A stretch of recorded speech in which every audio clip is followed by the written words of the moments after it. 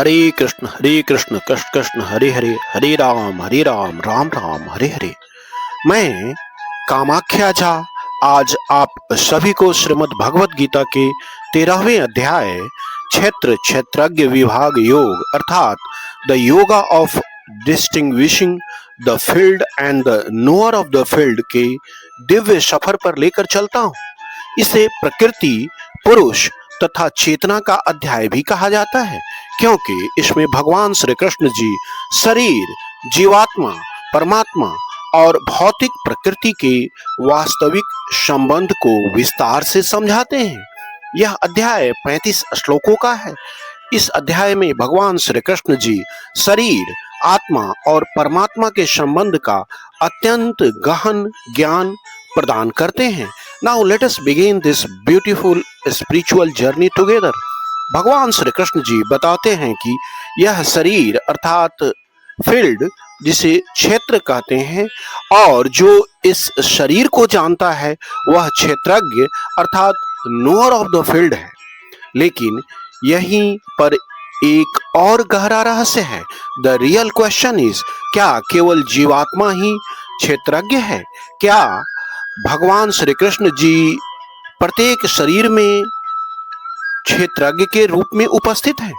In other words, हम कौन हैं? क्या हम केवल यह शरीर हैं या इस शरीर के भीतर स्थित शाश्वत आत्मा? लेकिन इस अध्याय का ज्ञान केवल यहीं तक सीमित नहीं है। एज वी मूव फॉरवर्ड, भगवान श्री कृष्ण जी बताते हैं वास्तविक ज्ञान क्या है, प्रकृति अर्थात मटेरियल नेचर क्या है, पुरुष अर्थात लिविंग एंटिटी कौन है, तीनों गुणों के साथ हमारा संबंध कैसे बनता है, और परमात्मा अर्थात सुपर सोल प्रत्येक जीव के हृदय में किस प्रकार विराजमान है। एंड फाइनली भगवान श्री कृष्ण जी बताते हैं कि जो व्यक्ति शरीर, आत्मा और परमात्मा के इस दिव्य ज्ञान को सही रूप में समझ लेता है, वह जन्म और मृत्यु के बंधन से मुक्त होकर आध्यात्मिक उन्नति के मार्ग पर आगे बढ़ सकता है। So stay with me till the end. मुझे पूरा विश्वास है कि इस अध्याय के अंत तक शरीर, आत्मा, परमात्मा, प्रकृति और पुरुष के वास्तविक संबंध की आपकी समझ, हमारी समझ पहले से कहीं और अधिक स्पष्ट हो जाएगी।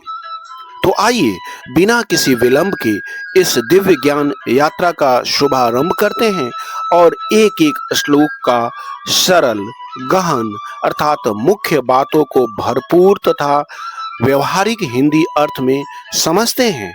हरे कृष्ण। अध्याय 13, प्रकृति, पुरुष तथा चेतना। अर्जुन उवाच। अर्जुन ने कहा, हे कृष्ण, मैं प्रकृति एवं पुरुष, पुरुष मतलब भोक्ता, क्षेत्र एवं क्षेत्रज्ञ तथा ज्ञान एवं ज्ञेय के विषय में जानने का इच्छुक हूँ। श्री भगवान ने कहा, हे कुंती पुत्र, यह शरीर क्षेत्र कहलाता है और इस क्षेत्र को जानने वाला क्षेत्रज्ञ है। हे भरतवंशी, तुम्हें यह ज्ञात होना चाहिए कि मैं भी समस्त शरीरों में ज्ञाता भी हूँ और इस शरीर तथा इसके ज्ञाता को जान लेना ज्ञान कहलाता है, ऐसा मेरा मत है। अब तुम मुझसे यह संक्षेप में सुनो कि कर्म क्षेत्र क्या है, यह किस प्रकार बना है, इसमें क्या परिवर्तन होते हैं, यह कहाँ से उत्पन्न होता है, इस कर्म क्षेत्र को जानने वाला कौन है और उसके क्या प्रभाव हैं।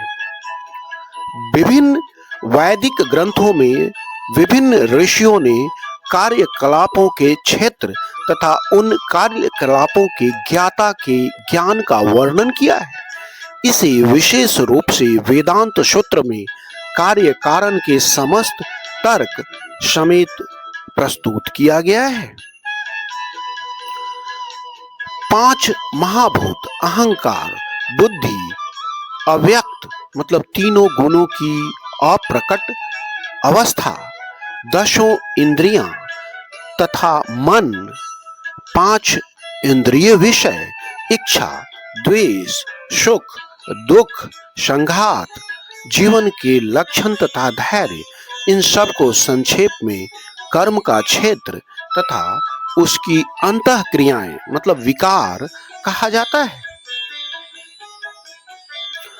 विनम्रता, दंभहीनता, अहिंसा, सहिष्णुता, सरलता, प्रामाणिक गुरु के पास जाना, पवित्रता, स्थिरता, आत्मसंयम, इंद्रिय तृप्ति के विषयों का परित्याग, अहंकार का अभाव, जन्म, मृत्यु, वृद्धावस्था तथा रोग के दोषों की अनुभूति, वैराग्य, संतान, स्त्री, घर तथा अन्य वस्तुओं की ममता से मुक्ति, अच्छी तथा बुरी घटनाओं के प्रति संभाव, मेरे प्रति निरंतर अनन्य भक्ति, एकांत स्थान में रहने की इच्छा, जन समूह से विलगाव, आत्म साक्षात्कार की महत्ता को स्वीकारना तथा परम सत्य की दार्शनिक खोज, इन सब को मैं ज्ञान घोषित करता हूँ और इनके अतिरिक्त जो भी है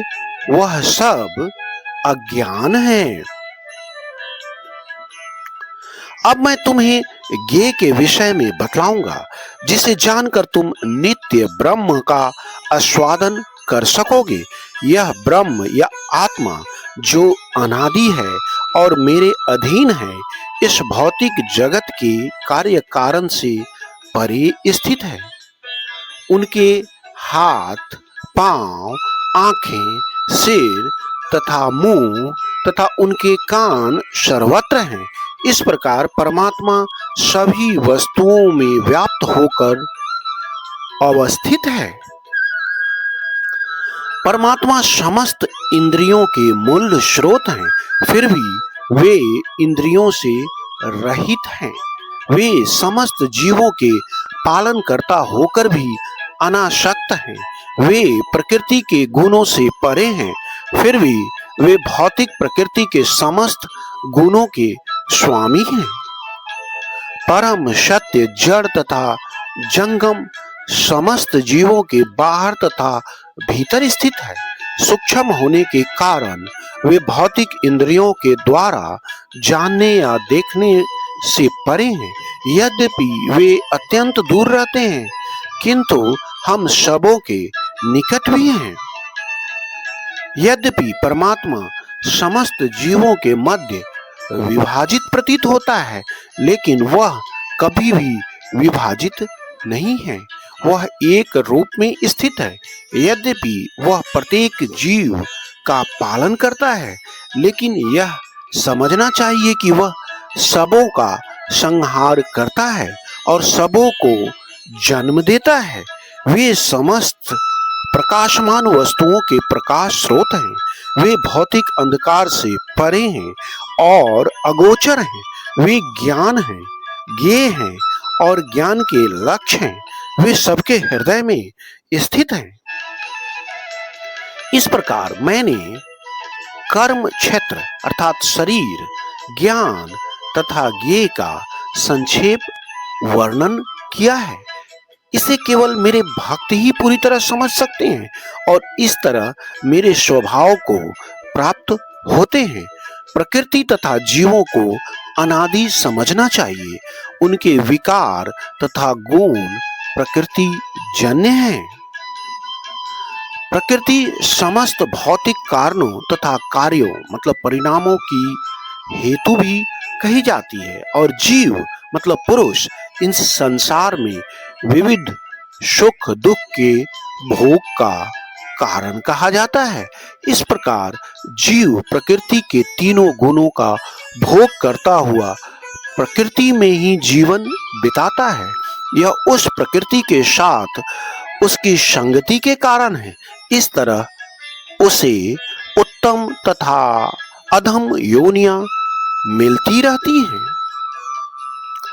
तो भी इस शरीर में एक अन्य दिव्य भोक्ता है जो ईश्वर है, परम स्वामी है और साक्षी तथा अनुमति देने वाले के रूप में विद्यमान है और जो परमात्मा कहलाता है। जो व्यक्ति प्रकृति, जीव तथा प्रकृति के गुणों की अंतःक्रिया से संबंधित इस विचारधारा को समझ लेता है, उसे मुक्ति की प्राप्ति सुनिश्चित है। उसकी वर्तमान स्थिति चाहे जैसी भी हो, यहाँ पर उसका पुनर्जन्म नहीं होगा। कुछ लोग परमात्मा को ध्यान के द्वारा अपने भीतर देखते हैं, तो कुछ लोग ज्ञान के अनुशीलन द्वारा, और कुछ ऐसे हैं जो निष्काम कर्म योग द्वारा देखते हैं। ऐसे भी लोग हैं जो यद्यपि आध्यात्मिक ज्ञान से अवगत नहीं होते, पर अन्यों से परम पुरुष के विषय में सुनकर उनकी पूजा करने लगते हैं।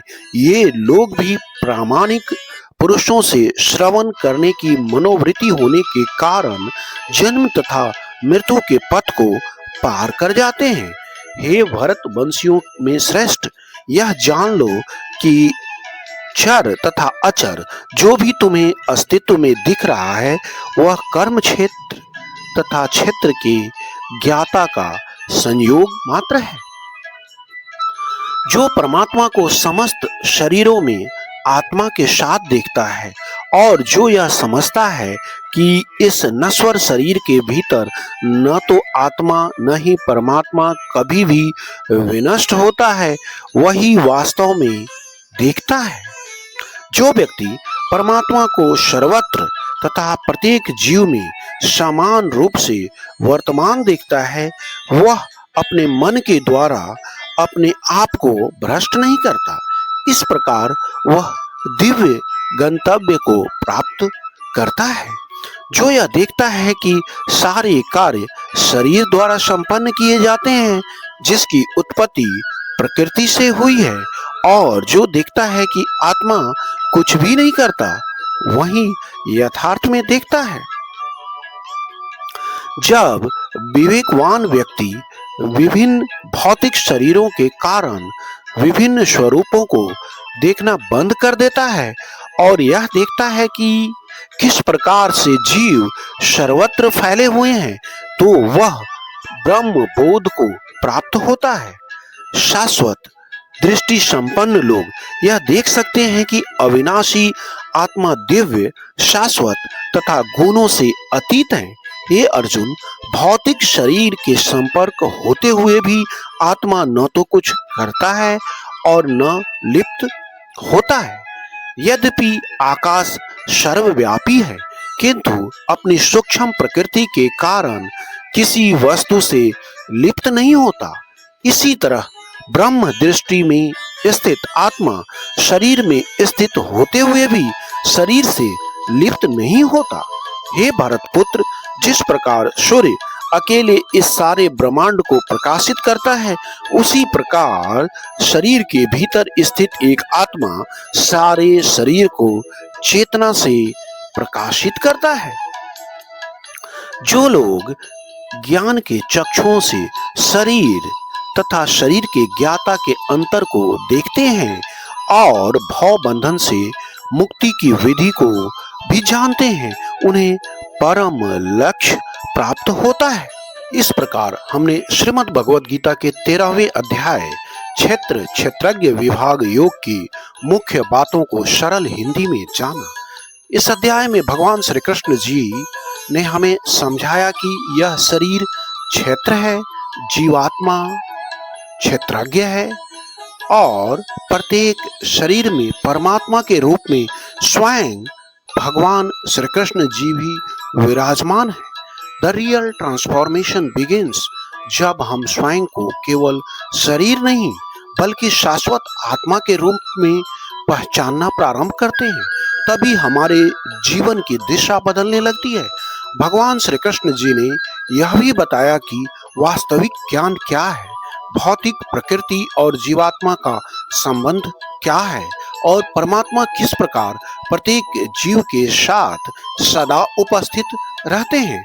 इन अदर वर्ड्स, जब हम शरीर, जीवात्मा और परमात्मा के वास्तविक संबंध को समझ लेते हैं, तब जीव का उद्देश्य पहले से कहीं अधिक स्पष्ट होने लगता है। एंड फाइनली भगवान श्री कृष्ण जी हमें यह संदेश देते हैं कि जो व्यक्ति इस दिव्य ज्ञान को अपने जीवन में अपनाता है, वह सही दृष्टिकोण, सच्चे ज्ञान और भगवान श्री कृष्ण जी की भक्ति के मार्ग पर आगे बढ़ने लगता है।